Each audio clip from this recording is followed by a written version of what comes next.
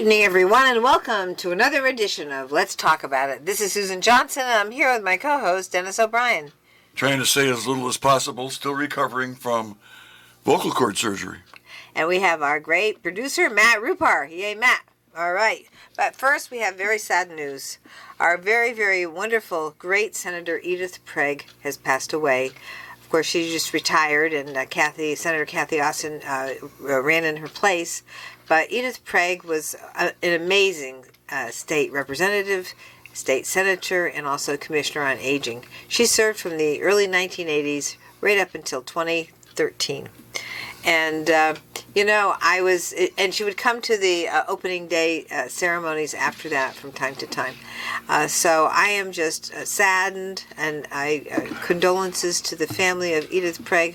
But I want to say there are so many different things that Edith did. When I worked for the Center for Medicare Advocacy, Edith Pregg would call and make referrals to the Center for Medicare Advocacy, and also when I worked at the Legal Assistance to Medicare Patients Project. She had that column in the Willimantic Chronicle for years and years and years on Medicare. And she was there advocating for Medicare beneficiaries, advocating for people who had needs, advocating for education.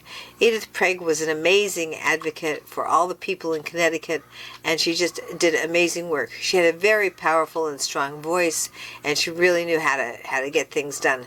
I remember when I first got to the legislature, Edith was still serving, and there was a proposal to put a waste dump on the river here, right on the Willimantic River, and so we worked very hard to stop that from happening because it was going to destroy good, pure water that could be used for the future. Edith and I and Representative Ryan worked very, very hard to make sure that proposal did not go through. Edith knew just how to stop that sort of thing, and she was an amazing, wonderful state senator, amazing person, amazing public servant, and she worked very, very hard for all the people of Connecticut. So I just can't say enough about Edith.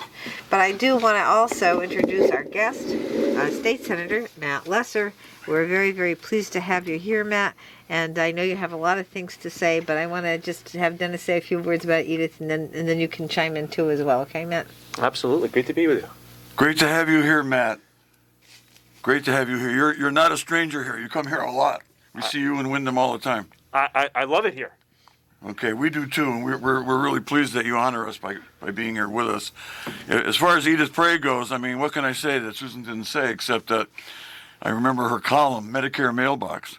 That's how I learned about Medicare, from reading Medicare Mailbox, because she started that column long before Susan started as a Medicare. No.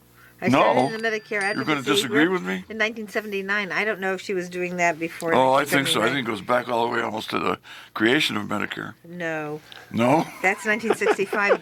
And she was not. She was not in the legislature in 1965. I thought I was still a child when that column started appearing. No, that was in New Britain. Maybe that's you right. were. I don't know. I grew up in New Britain. Everybody knows that. Everybody who listens knows that. Okay. Anyway, Edith was, there wasn't anybody like Edith. I think Dan Lamont put it really well. She was I don't know what he called her in terms of he said that she was the superstar of Eastern Connecticut. Mm-hmm. Something like that. And she was, definitely. Edith was, and I got to say this, Susan, she had good taste in others. She recognized talent in other people. She got behind your campaign when you first started running, yes, and was there for you every time. There was always a picture of you and Edith on your campaign flyers, and Edith would come and campaign with you and for you, and she did the same thing for Senator Austin, Kathy Austin, one of our favorite people down in Sprague. So, in fact, Kathy succeeded right. Edith, and she actually, Edith Phrase was the one who recommended that Kathy run to succeed her.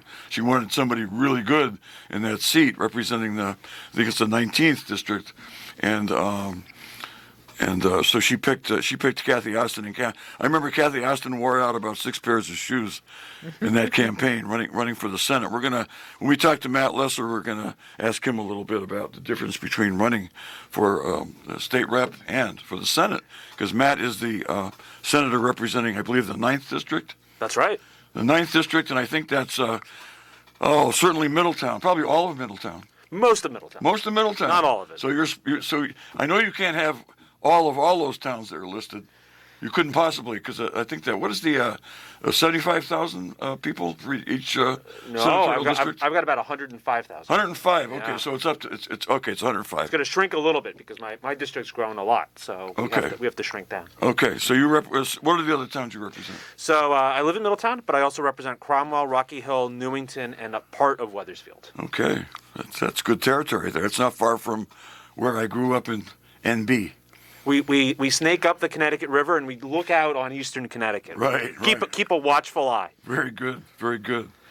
Anyway, great to have you here, and let's talk. I mean, you got elected to the House for the first time. I think it was you and Sue were in the same freshman class. We're classmates. Yes, we are. Yes, we are. That's right. But Edith was there too, so I know that you wanted to say a few words about Edith because she had such a tremendous influence on all of us, and her way of getting stuff done was just amazing. I was always impressed with all the things she knew about the Capitol and the legislature and how to make a bill work.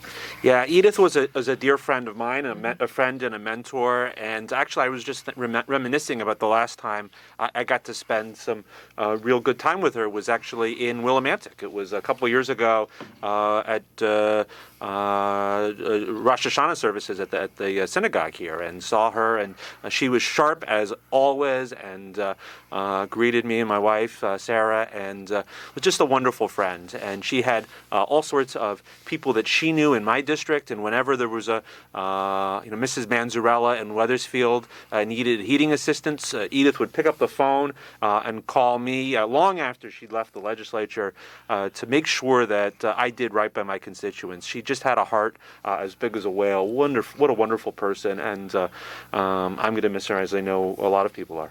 Oh, yes. I mean, I was looking through the photos that we have, and one of the last photos we have with Edith was when she was on WILI radio here, and she did a show with us, and it was just a couple of years ago, and so she was just great. She came on, and it was wonderful to be able to have her talk about all some of the historic experiences she had as a representative, as a commissioner of aging, and also as a state senator here in this region. So she did amazing work.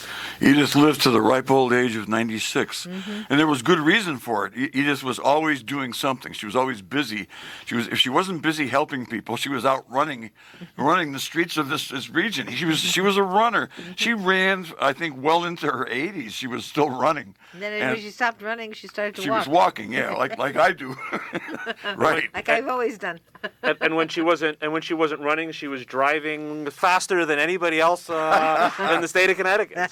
So Since Sam Gagenson was in the legislature, because I remember Sam used to pass me on the highway all the way going into Hartford when I was going into Hartford a lot. But Edith was not somebody to sit around. And if she was sitting around, she'd be on the phone trying to help somebody. And she's going to be missed so much. Yes. Not only in Eastern Connecticut, but all over the state of Connecticut, as Matt will attest to. Anyway, Matt, you started out running for the legislature in 2007? Eight. That's right. We get sworn in You started serving in 2009. 2009. Yep. Okay. Yeah, and we were sworn in at the same time. We came in with Obama when Obama was the president. Remember that, Matt? I sure do. 114 state reps on the Democratic House side. Ooh. Yeah, and nice. they're not too many of us left. It sort of dwindled down. We were the young kids at the time, and Well, you were a young kid. Well, yeah. we were all young kids. Well, And, thank you. She was young at heart, Very anyway. kind of you. Yeah. She's younger than I am. Well, there's that. We'll leave it at that. Thank you. A lot younger. But I'm not- anyway, that's you it. came in and you were raring to go, and you've always been on fire, doing all kinds of great work. And I just want to say this because I just can't help but say it over and over again.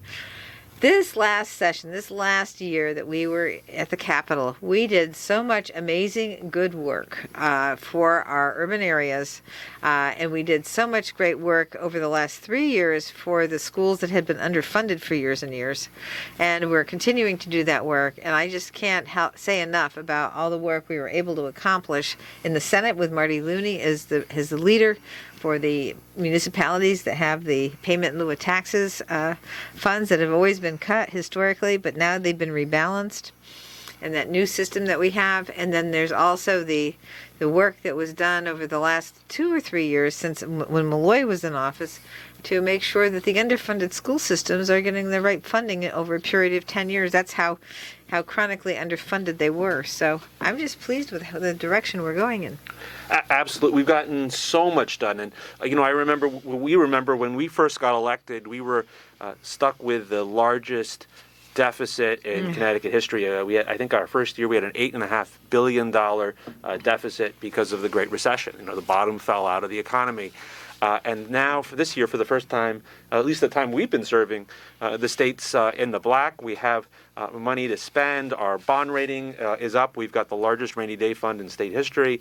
And it's the first time we've been able to do big things. It's really a remarkable change. And, in part, that's due to really strong, smart leadership by people like Kevin Lembo, our friends on the Appropriations Committee, really trimming the sails, paying down our long-term liabilities. And now we have an opportunity to really do big things. Healthcare, we had a lot of accomplishments on healthcare, too. Yes, indeed, we did. I mean, one of the things that we've always done, and this is in honor of Edith Prague, is we were able to maintain the Medicare Savings Program at the rate that it is, so that people are not tested for their assets, that they just go by the income.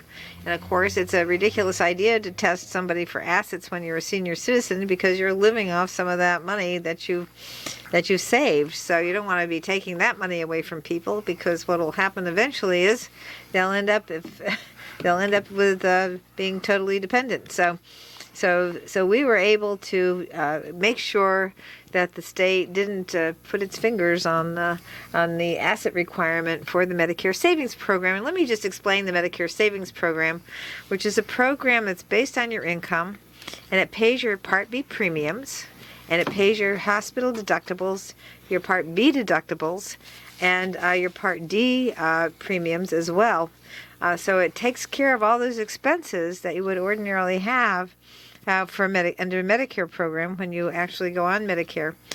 So it's really something that really helps people move forward, and it's a program that's really been a great program here in the state of Connecticut. And if you need any more information about it, please feel free to contact me, at the Capitol. So absolutely. I'm sure that Edith Prague was proud of you both for your leadership in that regard, because, of course, the Medicare program was near and dear to the heart of Edith Prague. Anyway, Matt, you've got a long list of legislative accomplishments, and I'd like you to talk a little bit about some of them, because it's funny, because I've brought people down to the Capitol to speak at committee meetings and run into you in the hallways and introduced you to people from Wyndham, and they know who you are. And that's rare. I mean, not everybody from Wyndham knows everybody down at the Capitol, but they know you, and they know you because of some of the terrific legislation you've worked on and successfully helped to get enacted. Well, thank you, Dennis, and that's very kind. And we were really lucky. I mean, I work hard. I know Susan works hard. And we got so much done this year. I'm the chair of the insurance committee, so my big focus this year and the last few years has been healthcare. And so this year we were able to pass a massive expansion of health insurance, bringing down the cost of health insurance on Access Health Connecticut. That's the exchange. And right now, if you don't have health insurance, you have until the end of the year to buy affordable health insurance. And we are seeing a huge drop in premiums. And for people right over Medicaid eligibility, you may be eligible for a free private health insurance plan through their new Covered Connecticut program. But overall, people are seeing a 16% drop as of today in their premiums and their deductibles from what they were paying last year. That's a big drop, and I don't think people know about that. We're really doing a lot to bring down the cost of health insurance. But also, we capped the cost of insulin. That's huge. The lowest cost cap in the country. $25 a month is now the cap. And we're seeing people die in the state because they can't afford the price of insulin. It's a drug that was given away to the world 100 years ago when it was invented. And 3 companies control the production. They've been raising the prices, and it's killing people. So we passed this cap, and that will be going into effect in just a couple of weeks, on January 1st. And it will really change lives for folks who are with diabetes. We also changed the way healthcare works. We passed the telehealth law that has really changed the way people access healthcare on a dime in the middle of the pandemic. I just want to say thank you so much for the amazing work that you've worked so hard on the Insurance and Real Estate Committee. I was on that committee for quite a few cycles. Yeah. But this year was the year where a lot of the work that we had hoped to get done we were able to do, and I am just really thrilled with what has been done with the insulin, for example. Insulin is great. The ARPA money has helped, I think, with the premiums. Correct me if I'm wrong, but some of that is now at 400% of poverty. You get the subsidy. It goes well beyond that. There is no cap. So if you, no matter what your income is, you will be capped at paying no more than about 8.5% of your income on your health insurance, which is huge for a lot of people. It is. It gets rid of the talk that they had been saying about the Affordable Care Act that it's too expensive. But now you've got a limitation in terms of how much you're going to have to pay, and I think it's affordable for everybody if you're 8.5-7% of your income. I have a friend. She actually lives in Danbury, so the other end of the state. She's middle class, not poor, not wealthy. But I asked her to go check Access Health and see if you'll save any money. And so she did. She was a little skeptical. She said, the premiums and the deductibles were a little high before. She went and looked, and now she's saving $1,200 a month. Oh my God! And for a middle-class family, that is a life-changing amount of money. That is a huge amount of money. So hear that and take a look at that website. Tell us about the website. It's Access Health CT. You can Google that, and open enrollment right now. And please, if you haven't checked, you may be in for a pleasant surprise, because I know it's been too expensive for a lot of folks, and we're really starting to see a change. And there's also some other good news. We're making sure that I'm a new father. And one of the things I know is that just a few cents in prevention can save so many costs down the road. So we've made sure that all women in Connecticut, regardless of their immigration status, regardless of who they are, will be able to get access to prenatal care. And that all young children will have access to health insurance, because the idea of saving a few bucks by denying a woman access to prenatal care is the worst false economy in the world. So true. I mean, we're running into trouble here, as you might have heard, with Hartford Health trying to close down our maternity ward, and some of the other big companies are trying to shut down maternity wards all over the state in the more rural areas. So that's just not the right way to go, because a lot of we already have had 2 women have babies on the side of the road. Oh my goodness. Yeah, it's really sad that Hartford Health would do something like that while they purchased a stadium in Bridgeport. I mean, it's just ridiculous. Really, really sad. But anyway, getting back to the wonderful work at the Insurance and Real Estate that we were able to pass, I want to say also something that I've worked on for a long time is the fact that the insurance industry has been able to change your prescription drug allowance, and halfway through your year where you have paid up your premiums. Yep. And we changed that. So now they can't change it till the end of the time that you have that contract. And that is something that was really a real problem. It was any other situation where you have a contract with any provider, and they try to change it halfway through, would be an unfair trade practice. But this is unfair insurance practice that was made by law allowed. But now we have been able to change that thanks to you, Senator Lesser, and your co-chair. Well, thank you, Susan. But it was your hard work, and Representative Cook and many others for many years that got us there, and we were able to get that through. But there's bait and switch thing where everybody says go shop around for your health insurance. So people shop around, and they say, oh, well, this is a good plan. It covers the medications that I need, and then you go and you buy the plan, and then it turns out, oh, whoops, they decided a month into your plan that they decided to change what they cover, and you can't get out of the contract, and you're stuck in the contract, and they can make it up as they go along. So no, we outlawed that, and should have done it a long time ago. But we got it done this year. It's about 20 years in the works. Because I was on the Regulations Review Committee, and we tried to work through the regulations on that. And you could have driven a freight train through those through the statutes. We closed it up a little bit. We're heading into a break real soon, but before we go into the break, I just wanted to say that I just had this feeling of deja vu because we've had Joe Courtney's been one of our most frequent guests on this show ever since we started it about 18 years ago. And it's incredible, Matt, when he comes on and Susan is here with him, I could go and take a walk in the hallway because they both talk healthcare for the whole show. It's amazing. I mean, it's amazing, and it's just having you here and having you both talk about healthcare. You are educating me because I know some of this stuff because of what Susan tells me about the work she does down in the Capitol, but I don't know it all. And it's very, very interesting, and I'm very, very glad to talk about it. We're going to come back in the second half of the show with Matt, and we're going to talk a little bit about some plans Matt has. Okay, we'll be right back with State Senator Matt Lesser, who lives in Middletown, Connecticut, and represents the 9th Senatorial District. And we will be back right after these messages from our wonderful sponsors. Welcome back, everyone. This is Susan Johnson. I'm here with my co-host, Dennis O'Brien, and our very special guest this evening, State Senator Matt Lesser. He's the state senator for the 9th District, which includes Middletown. So we were just talking about his amazing work as co-chair of the Insurance and Real Estate Committee and all the amounts of money that have been saved here in Connecticut so people can get insurance, health insurance, for a much lower rate. So I just want to thank you for the amazing work that you've done on that committee and making sure that the premiums are going way down. Thank you.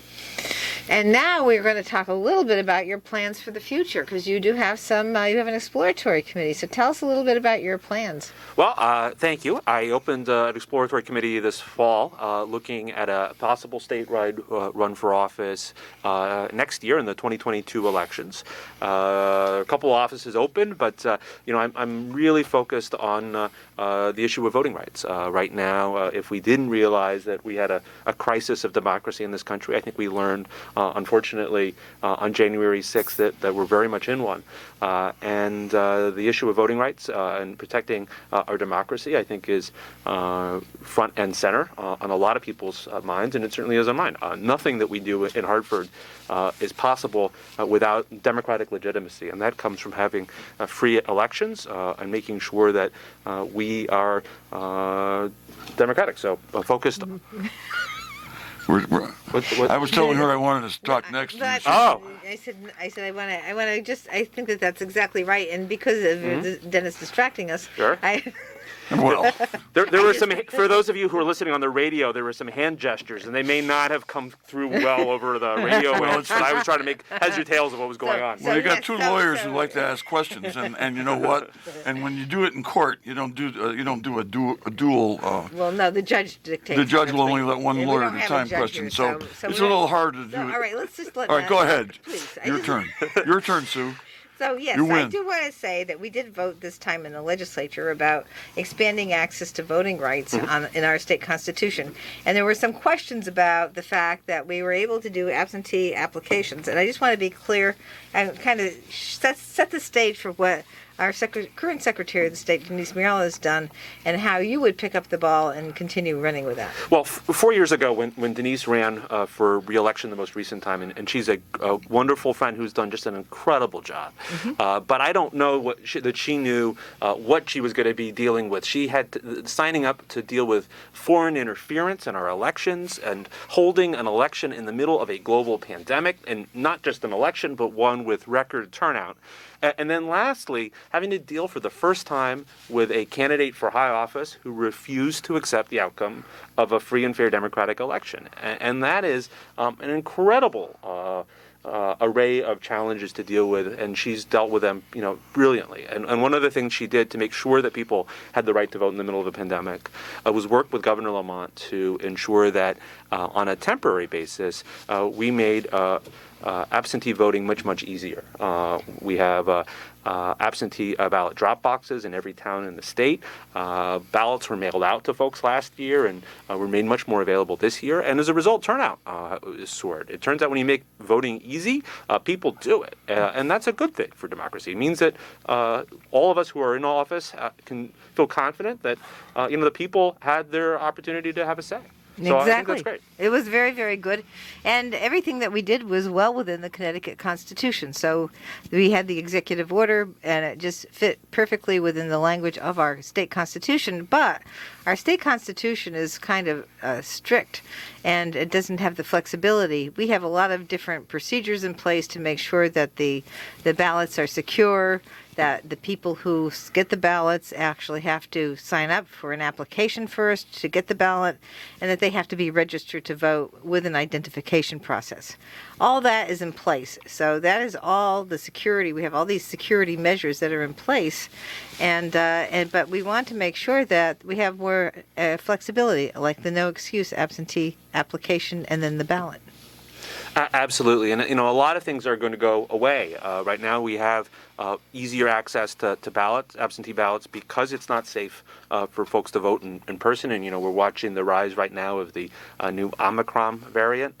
But a lot of that goes away, and Connecticut is unusual. We're one of just a handful of states that has no early voting at all. Even some of the most restrictive states in the South, Florida and Texas, they have early voting, but Connecticut is really unusual in that we have some really tight rules. And if you're working 3 jobs, and a lot of folks in Wyndham I know are working really hard, you may not be able to legally get an absentee ballot, except right now because of the pandemic. And so that's one of the things we have to do. And the next fall, we're going to have an opportunity to vote up or down, everybody in the state, on whether to allow early voting as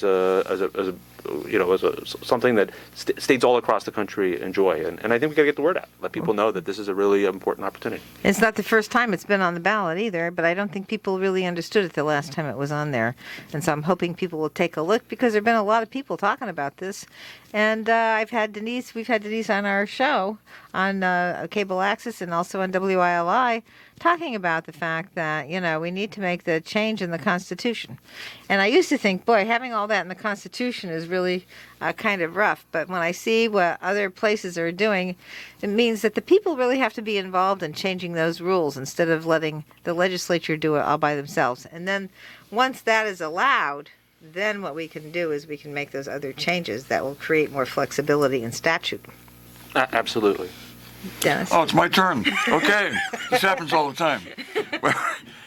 During the first half of the show, Matt, I compared you favorably in a different way to Joe Courtney, who everybody loves Joe Courtney. I mean, I talk to people, Republicans in town, everybody loves Joe Courtney. Okay, Joe Courtney is very popular, so that's a great person to be compared with. Now I'm going to It sure is. Now I'm going to compare you a little bit with Denise Merrill, because I happen to know, I've known you ever since you got elected, because you were in the same freshman class with my dear wife here. And I've known you to be interested in voting rights more so than most people at the Capitol, except for Denise maybe, more so than anybody, ever since that time. And you have always been a strong advocate for increasing voting rights in the state of Connecticut. So in that sense, you're like Denise, because Denise, from day one, from the first time we met her, she always talked about how her main goal was to ultimately be the Secretary of the State, because she was so interested in voting and in protecting and enhancing the voting rights of the people. So you are so similar to her in that regard. Well, that's a very kind thing to say, and absolutely, I've worked with Denise on every single major voting reform over the last 12 years since she's been in office, and she's been a great partner, and we've done a lot. We've instituted online voter registration. I led the fight we successfully passed the National Popular Vote Compact to try to eliminate the way the Electoral College works. We're most of the way there. It does take a national effort. And making sure that we're making it easier to register to vote and have more consistency across the state. One of the things that you're both lawyers. I've been frustrated by recently has been on the federal level. We've seen the Supreme Court gut the Federal Voting Rights Act, and that's been a huge challenge all across the country. And it's a problem in the South. It's a problem. This was an act that John Lewis. If you've seen the movie Selma, people fought and died to get the Voting Rights Act passed, and it's been gutted by a partisan Supreme Court. So one of the things that I think is really important to make sure that voting rights are protected in Connecticut is that we pass a Connecticut Voting Rights Act. And so this year I was able to work with the NAACP Legal Defense Fund and a whole coalition of voting rights advocates, and we introduced the voting rights bill in Connecticut. And the idea is really simple. It's that a vote in Wyndham should count just as much as a vote in Wethersfield or a vote in Windsor. It doesn't matter where you are in Connecticut, a vote should be counted the same, and it shouldn't be up to the personalities of local folks or their political parties, but that we should have uniformity in the way we count elections, and that people's voting rights should be protected in each one of our 169 towns. I know you have some ideas about, speaking of local officials, about improving the lot of local officials and improving their training and their capability and they're working together with them. Denise has been working very closely with registrars all over the state, with ROVAC, and which is the statewide coalition of registrars.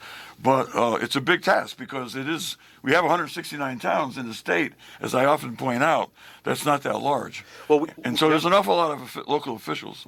Yeah, and they're doing yeoman's work. I mean, yeah. I think we have to give credit for the fact that our democracy over the last 2 centuries is not just some thing that happens, but it's something that's done. It's people who are Democrats and Republicans in every town in the state who step up for little or no pay, often volunteers, to make sure that our elections are conducted for the local level, for state level, every single year, that ballots are counted, that elections are conducted with integrity and fairness, and they don't get enough thank yous. And right now it's been a really tough time because you see these guys on the national level scaring people, spreading misinformation, saying that they're part of the deep state or whatever, and in reality what they're doing is just making our country work, and we owe them a thanks, and they deserve champions. Yeah, they are definitely some of the unsung heroes of local government. And I'm really pleased to say, and I was really pleased to read, that my successors on the town, I just left the town council. I retired from the town council. I may come back, who knows, but it's unlikely at this point in time. I'm planning on enjoying what little free time I have now. But they just voted to give raises to the local registrars and the deputy registrars, which is great because they're long overdue, and I was really pleased to see that. And I'm town attorney, and I have been town attorney in 5 area towns, and I'm very, very conversant with municipal government, and registrars are. I mean, the work that they do, as you say, is just so valuable, and it's so difficult because they have to work lots and lots of hours that.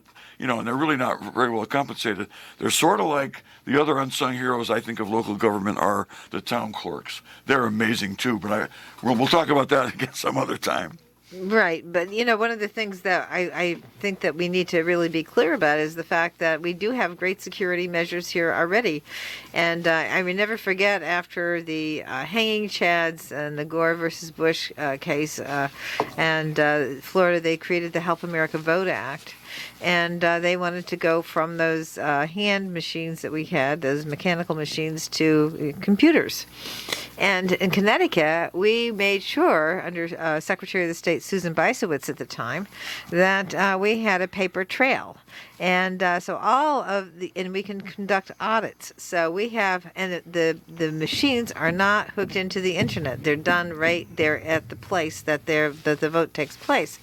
So the ability to hack in to our machines is really not there. And like it is in some of the other places, other states, like I think before they changed from Diebold to Dominion, for example, in Georgia, the types of machines. And Dominion just won some litigation nationally because Fox News was misrepresenting their capacity. And Dominion has all paper trail machines, and so most of the country at this point is all Dominion with paper trails, and we've had paper trails since HAVA, the Help America Vote Act, and I think it was 2002 that we put it in, maybe 2004. In any event, we've had a paper trail ever since 2004, and I think people sometimes get confused because they hear this stuff on the national news and they don't hear what's going on locally. So I just wanted to be clear about that and just say, yeah, that's what we're doing, and we have have all these security measures in place that maybe other states don't have.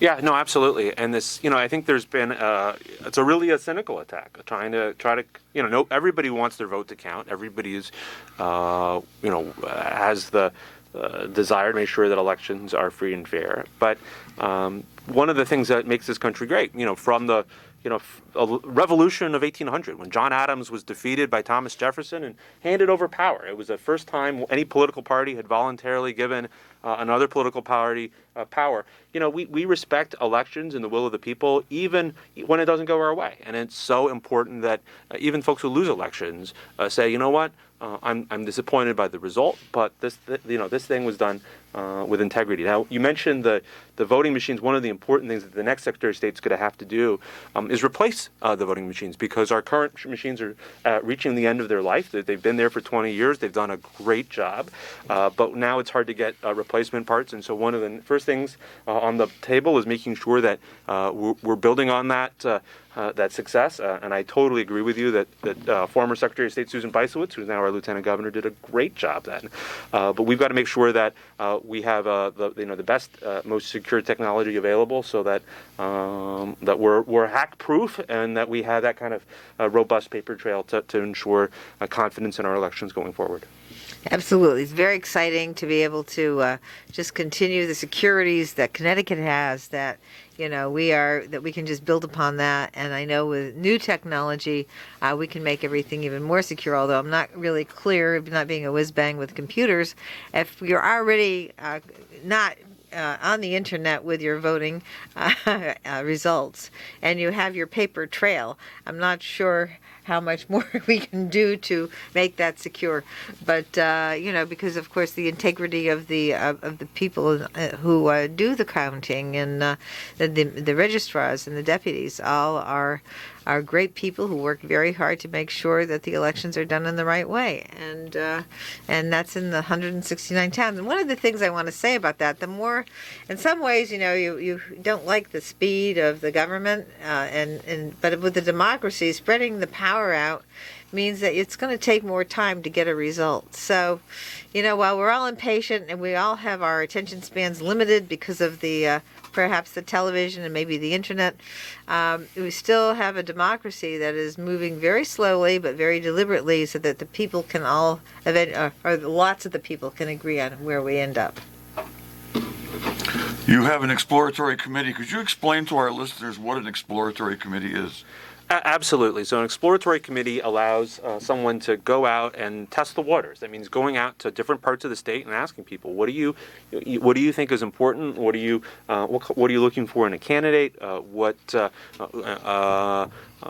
you think is the direction that we should be going in next year?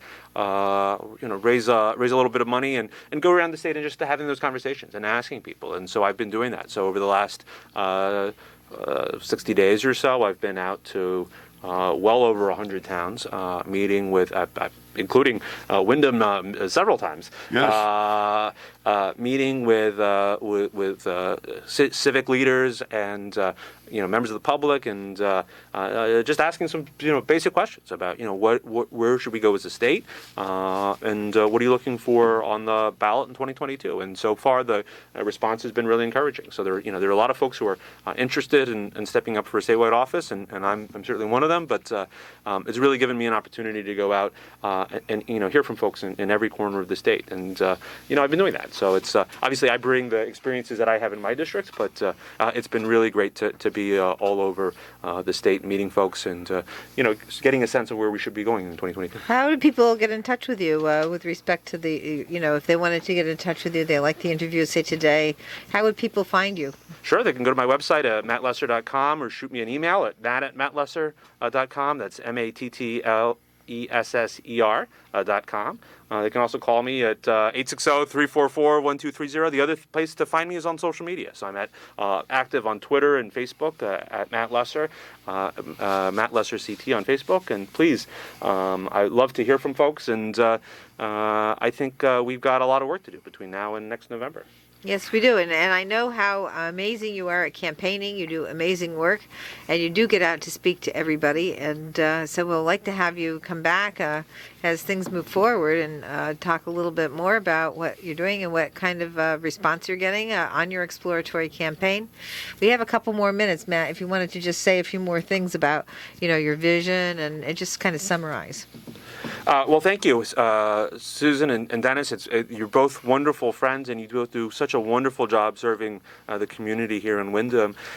It's really been an extraordinary time, and I think that for those of us who are Democrats, I think we have to get our act together. I think we saw in the last election, it was a tough election. It was strong for Democrats here in Windham, but in big chunks of the state, it was a challenge because our opposition's fired up, and so I think we need to get started early. We got to organize. We got to make a case for why elections matter. But I think right now the action is really ensuring the integrity of elections, because we know what's coming down the pike. Next year, we're going to start seeing more of what we started seeing last year, which is political pressure being placed on state legislatures, on governors, and particularly on secretaries of state to put their hands on the till to sort of influence the outcome of elections when they don't go the way that a prominent leader of the other party wants them to. And that's a profound threat to our country. We can argue about tax policy or healthcare or anything else, but once we lose our democracy, we lose everything. So whoever we elect next year, they have to be ready on day one to be able to protect our democracy, to stand up, to deal with threats in other states, but also to make sure that our democracy is protected right here in Connecticut. Exactly. Well, this has been wonderful to have you, State Senator Matt Lesser, who has an exploratory committee for Secretary of the State. Go online and find State Senator Matt Lesser, and you'll be able to connect with him and even ask more questions than Dennis and I have. Dennis? Yeah, thanks, Matt. Really great having you here. Been following your career ever since you first got elected when you were quite young, and we're very much impressed by you as a young man getting involved in politics to the extent you have successfully. You are setting a great example for the young people of our state and our whole nation by the things that you do, and we want to continue to encourage you, although I don't think you need our encouragement. Thank you so much, Matt. Thank you so much for being here. We hope you'll come back soon. Thank you. Thank you so much. Next week we'll be off, and so that'll be Christmas Eve and New Year's Eve. We're off, but we will be back with another show on the 7th of January.